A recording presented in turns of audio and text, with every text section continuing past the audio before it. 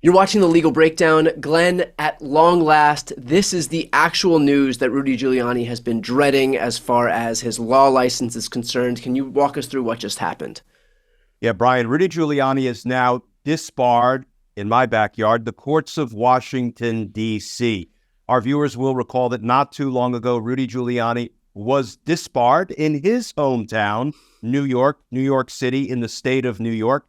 And then there is this thing called reciprocity. So when one state disbars a lawyer, there are often other states whose rules and procedures say, disbarred in New York, we're going to see if you should be disbarred here in Washington, D.C., because they do practice reciprocity. So before I read just one sentence from the court opinion that was issued today disbarring Rudy Giuliani, if we think back to the circumstances in which Rudy finds himself right now, undoubtedly folks will remember that the two Georgia workers that he defamed, whose lives he endangered, Shay Moss and Ruby Freeman, won a $146 million defamation suit against Rudy. And as we speak, Brian, they are using the courts to seize his luxury condos in New York and in Florida, to seize any assets, any liquid assets he has, any bank accounts, stocks, bonds, to seize his expensive cars. He's got luxury cars, to seize his high-priced watch collection, to seize his expensive signed sports memorabilia, and on and on. That's one problem that Rudy is contending with. He's being sued by his lawyers for not paying his lawyer's fees. He's being sued by one of his assistants for sexual harassment. He tried to bring suit against Joe Biden, claiming that Joe Biden defamed him in a presidential debate, which he didn't. And the judge dismissed Rudy's suit, saying that Rudy, quote, utterly failed to do even the minimal work necessary to pursue that suit. Rudy is being criminally prosecuted in Georgia, in Arizona, and not yet in Washington, D.C., but keep an eye out for that one because he's an unindicted co-conspirator in Donald Trump's prosecution in D.C. As I say, he's been disbarred in New York. Now, let's turn to what the judges, the courts in D.C. just said about Rudy Giuliani. But other than that, Mrs. Lincoln, how was the play?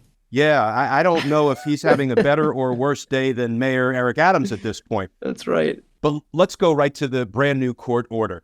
On consideration of the certified order from the state of New York disbarring respondent Rudy Giuliani from the practice of law, this court's July 25th, 2024 order maintaining respondent's suspension pending final disposition of this proceeding and directing him, Rudy Giuliani, to show cause why reciprocal discipline should not be imposed. And here's the kicker, Brian, it appearing that Rudy Giuliani has not filed a response, it is hereby ordered that Rudolph W. Giuliani is hereby disbarred from the practice of law in the District of Columbia. I don't know on what other fronts Rudy Giuliani can go down in flames. Well, he also had his radio show canceled. I don't know if that's just the cherry on top here. Glenn, is this disbarment permanent? Both the New York disbarment and the D.C. disbarment, are they permanent, or does he have the opportunity to get his law license back?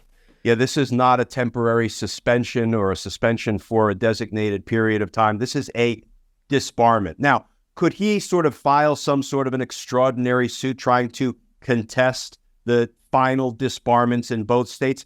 Maybe theoretically it's possible. Will he do it? I think it's very unlikely given all the problems he's contending with. If he did it, would it be successful? No way. Not when two states have given you all the due process to which you're entitled. And for gosh sakes, in D.C., you couldn't even bother responding. So Rudy Giuliani is done practicing law. Not that he has legitimately practiced law in a very long time. Glenn, does this set some type of a precedent wherein other Trump attorneys like Jeffrey Clark could then have their law licenses more easily suspended under this precedent established as far as Giuliani is concerned? Yeah, it's a fair question. You know, bar council proceedings don't really set precedent the way appellate courts set precedent when there is, for example, a conviction that is appealed, that is then briefed and argued by both parties, and that's when an appellate court will issue an opinion, perhaps setting precedent that the lower courts have to follow. Bar council proceedings are not really in the business of setting precedent, even when courts, as the court in D.C. just did, the portion of the opinion I read, issue opinions in the context of disciplinary proceedings against, fallen lawyers. That's not really legal precedent. Now, if they decided an issue like, did these lawyers lie about election fraud, and a court or a disciplinary board, after a hearing, on the merits where facts are introduced and witnesses testify, reach a conclusion, a factual determination, no, there was no fraud undermining the election's results. Therefore, the people who continue to claim there were acting in bad faith. I know this is a long-winded explanation. I think that could act as what we call atmospheric precedent, where, one court or one bar examiner who is, involved in a disciplinary proceeding might look to that determination, that finding, and give it some weight. But that's a long explanation. And ultimately, I don't think there's any sort of binding precedential value to any of this. I mean, could they, if they've built a certain case against Rudy Giuliani for XYZ as it relates to election denialism, and Trump had other attorneys who were also engaged in election denialism, can they use the same evidence that was laid out against Giuliani to then go after the law licenses of his other attorneys? Yes and no. If those other attorneys, for example, were partnered up with Rudy Giuliani or were making identical claims, if Giuliani and Sidney Powell and some of these other, Donald Trump lawyers who were attacking the election's results were sort of, parroting each other, using the same briefs, making the same arguments, then I do think that the bar examiners who are involved in this disciplinary proceeding and in these hearings could certainly use that as some of the evidence against the other lawyers. Glenn, do you think that this will have any deterrent effect on any of the current lawyers who are either already engaged in pre-election election denialism or who plan to help Donald Trump with his subversive efforts against the election results in November? It absolutely should. The whole nature of really any disciplinary proceedings or any civil litigation or any criminal cases that result in conviction and punishment, the deterrent value of those kinds of proceedings should deter others from engaging in the same or similar conduct as Rudy Giuliani, bringing frivolous suits about stolen elections with absolutely no evidence. But people can only answer that question for themselves. So there are lawyers out there at the moment doing Donald Trump's dirty bidding, looking forward to how they're going to attack Donald Trump's 2024 election loss. They would do well to pay attention to what has happened to the Sidney Powells and the Jenna Ellises, who's being prosecuted in multiple jurisdictions. Remember, Jenna Ellis is an attorney who was partnered up in Rudy Giuliani for, some of these dirty lawsuits that were brought. The Rudy Giulianis of the world, other lawyers who are out there kind of following in Rudy and Sidney Powell and Jenna Ellis's footsteps would do well to pay attention to what's happened to those lawyers. Let's finish off with this. Correct me if I'm wrong, but I would assume that the bar is probably loath to disbar any of its members, and especially for something that's so unprecedented as the election denialism of 2020. But given the fact that they did clear this hurdle now, do you think that they'll be more likely to take more aggressive action against other lawyers who do it in the future, given the fact that they've already kind of ripped the Band-Aid off once, and so now, again, not to go back to this idea of precedent, but now given the fact that we have seen them kind of tackle this issue once, and even though it took a long time, maybe it won't take so long in the future?